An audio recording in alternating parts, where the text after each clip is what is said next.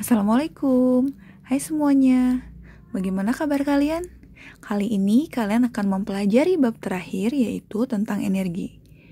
Nah, pernahkah tubuh kalian merasa lemas dan setelah makan menjadi kuat? Atau baterai yang habis jika diisi atau di-charge siap dipakai kembali? Dari contoh tersebut, dapat dikatakan bahwa benda yang memiliki energi dapat melakukan kerja. Dengan kata lain, energi adalah kemampuan untuk melakukan usaha. Satuan energi menurut sistem internasional adalah Joule. Nah, kemudian untuk hukum kekekalan energi, yaitu energi tidak dapat diciptakan atau dimusnahkan tapi dapat berubah dari satu bentuk energi ke bentuk energi yang lain. Banyaknya energi yang berubah menjadi bentuk energi lain sama dengan banyaknya energi yang berkurang sehingga total energi dalam sistem tersebut tetap. Ada beberapa bentuk energi.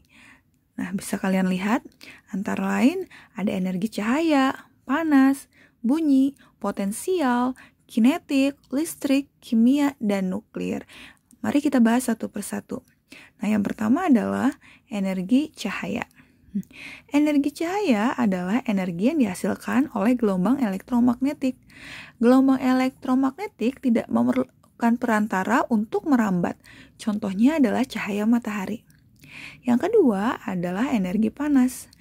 Energi panas adalah energi yang dapat mengakibatkan terjadinya perubahan suhu maupun perubahan wujud zat tertentu. Energi panas ini umumnya merupakan hasil sampingan dari perubahan bentuk-bentuk energi lain. Nah, energi panas yang paling besar bisa kita dapat dari panas matahari. Matahari yang berasal dari cahaya memiliki suhu yang sangat tinggi. Sumber-sumber panas juga bisa didapat dari benda lainnya, seperti kompor, korek, dan lainnya. Yang ketiga adalah energi bunyi, yaitu energi yang dihasilkan dari suatu benda yang bergetar. Partikel-partikel udara yang bergetar tersebut menimbulkan getaran bunyi. Benda yang dapat menghasilkan bunyi disebut sumber bunyi. Sumber bunyi dapat bergetar akibat pukulan, petikan, tiupan, maupun gesekan. Sumber energi bunyi ada bermacam-macam. Lalu, yang keempat adalah energi listrik, yaitu energi yang timbul karena adanya perpindahan muatan-muatan listrik. Energi listrik menjadi jenis energi yang paling banyak digunakan dalam kehidupan sehari-hari. Listrik digunakan untuk menghidupkan alat-alat elektronik dalam kehidupan. Biasanya listrik berasal dari pembangkit listrik. Lalu ada energi kinetik, adalah energi yang dimiliki oleh benda bergerak. Semakin besar kecepatan suatu benda bergerak, maka semakin besar pula besaran energi kinetik yang dihasilkan. Contoh energi kinetik yaitu air yang mengalir mampu menggerakkan kincir air atau baling-baling kipas angin yang bergerak. Sedangkan energi potensial adalah energi yang dimiliki oleh suatu benda karena kedudukannya dipengaruhi oleh gravitasi. Contohnya adalah buah apel jatuh dari pohonnya atau air terjun, itu merupakan contoh dari energi potensial. Lalu ada energi kimia. Energi kimia adalah energi yang timbul melalui reaksi kimia. Energi ini dihasilkan oleh suatu zat yang membentuk proses reaksi kimia untuk diubah menjadi energi tertentu. Seperti makanan yang sering kita makan juga mengandung unsur kimia. Makanan termasuk ke dalam energi kimia. Nah, lalu ada energi nuklir, yaitu energi yang dihasilkan dari reaksi nuklir. Energi nuklir juga dapat dihasilkan dari reaksi dua inti atom ringan yang menghasil inti atom yang lebih berat sekaligus menghasilkan energi. Reaksi ini disebut reaksi fusi. Pada saat ini, energi nuklir dari reaksi fisi sudah dimanfaatkan sebagai pembangkit listrik tenaga nuklir atau jika disingkat adalah PLTN. Nah, ada satu lagi jenis energi, yaitu adalah energi mekanik. Energi ini adalah energi yang berhubungan dengan gerak atau kemampuan benda untuk bergerak. Contohnya adalah energi kinetik dan energi potensial. Nah, energi kinetik dan energi potensial adalah yang sudah dijelaskan tadi. Ya, jadi energi kinetik dan potensial termasuk ke dalam energi mekanik.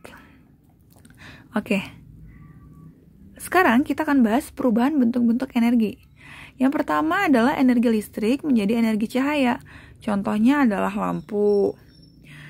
Kemudian energi kimia menjadi energi listrik. Contohnya adalah aki yang biasanya terdapat pada kendaraan bermotor. Contoh lainnya adalah perubahan energi kimia menjadi energi bunyi.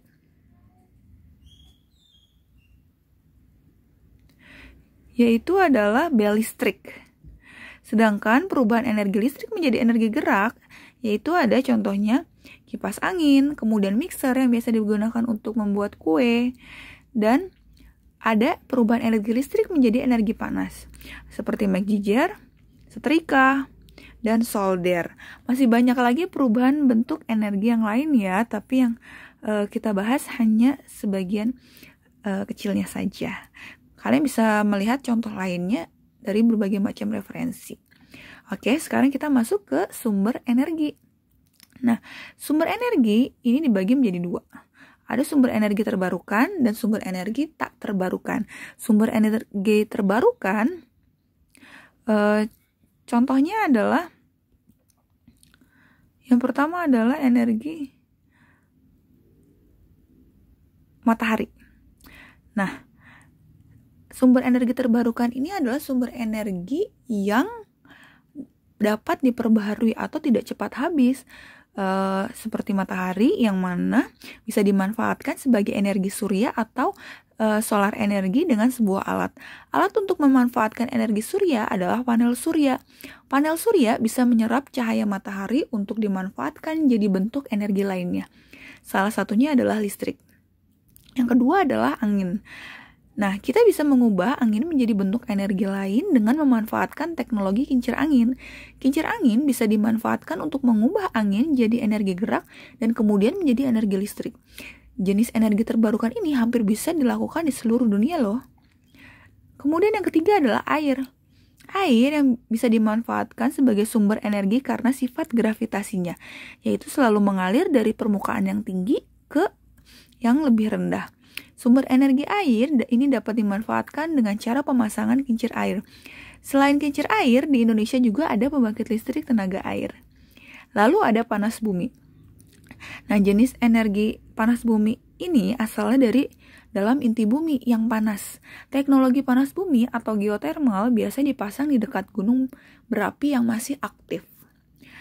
Lalu ada biomasa. Nah, biomasa ini biasanya dari bahan organik yang asalnya dari makhluk hidup seperti hewan atau tumbuhan. Biasanya asalnya dari limbah sisa yang tidak terpakai, misalnya sisa-sisa nabati dan hewani seperti jagung, tebu, kedelai, kelapa sawit, dan lainnya. Hasil pengolahan energi ini bisa dijadikan bahan bakar pengganti minyak. Terakhir adalah tidal, yaitu energi yang memanfaatkan pasang surutnya air laut yang diubah menjadi energi listrik. Alat yang digunakan untuk mengubah energi ini adalah turbin. Turbin pembangkit listrik ini hanya diletakkan di laut yang memiliki ombak besar. Nah, sekarang kita masuk ke sumber energi tak terbarukan yang tidak, jika habis maka sumber energi ini tidak dapat diperbaharui lagi. Yang pertama adalah minyak bumi. Nah, minyak bumi juga berbentuk dari jasad makhluk hidup jutaan tahun lalu yang menjadi fosil. Minyak bumi ada di bawah lapisan batuan, sehingga untuk mengambilnya perlu dilakukan pengeboran tanah dan batuan di darat hingga di bawah laut. Hasil minyak bumi ini antara lain bensin atau solar dan yang lainnya. Saat ini minyak bumi masih digunakan sebagai bahan bakar utama kendaraan. Pembakaran minyak bumi juga menghasilkan karbon dioksida dan gas rumah kaca lainnya. Sedangkan batu bara merupakan bahan bakar fosil yang terbentuk dari jasad makhluk hidup yang terkubur jutaan tahun lalu. Untuk mendapatkan batu bara, diperlukan pembuatan tambang di permukaan bumi dan di bawah tanah. Sebagian besar sumber listrik kita saat ini masih menggunakan batu bara. Ketika digunakan sebagai bahan bakar, batu bara melepaskan gas rumah kaca seperti karbon dioksida dan metana. Nah, lalu ada nuklir. Yaitu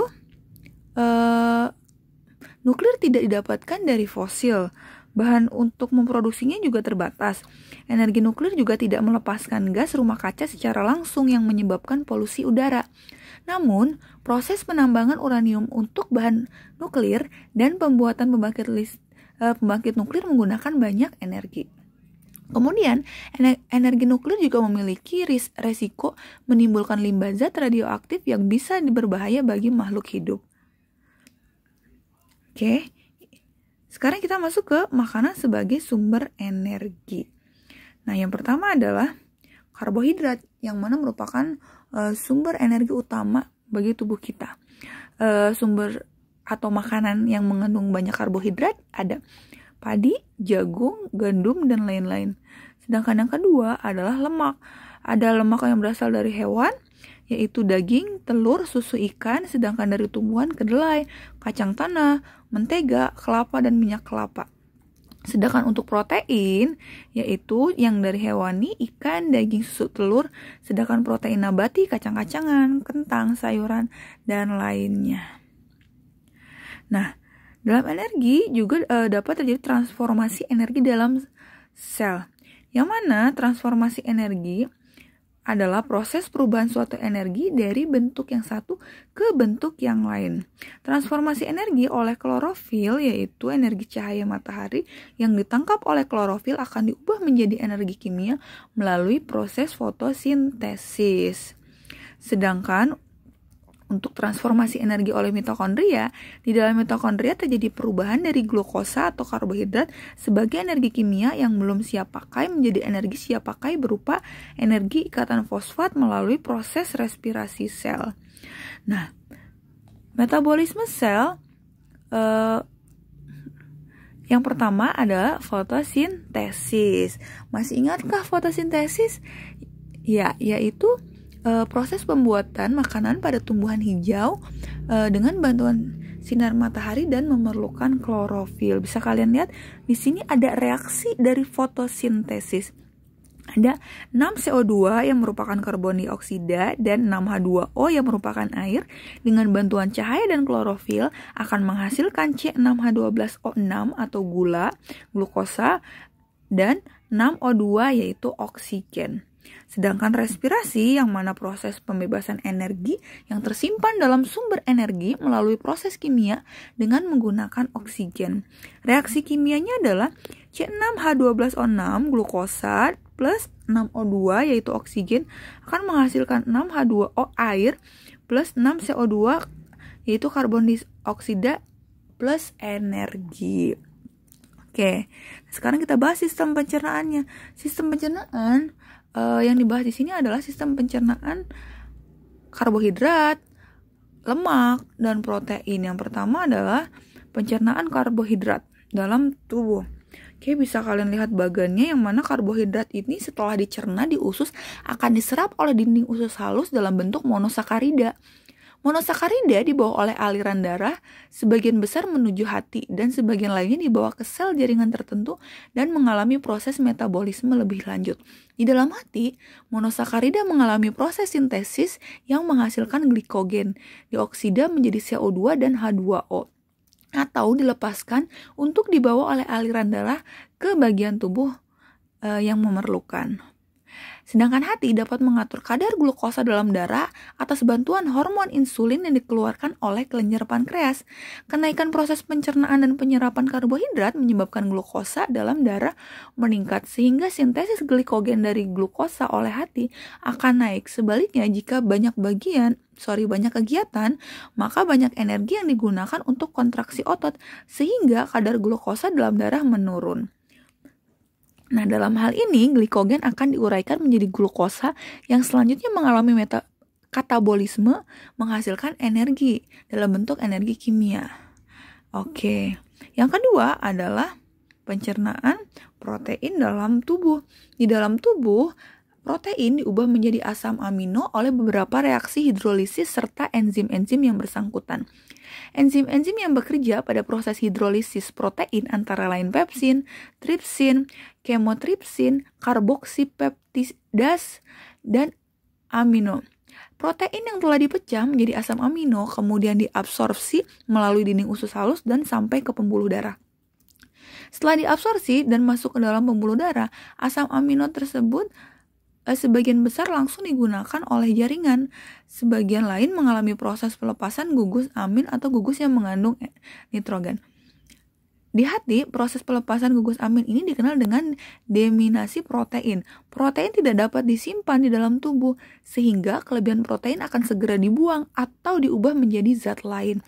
Zat sisa hasil penguraian protein yang mengandung nitrogen akan dibuang bersama air seni, dan zat sisa yang tidak mengandung nitrogen akan diubah menjadi karbohidrat dan lemak.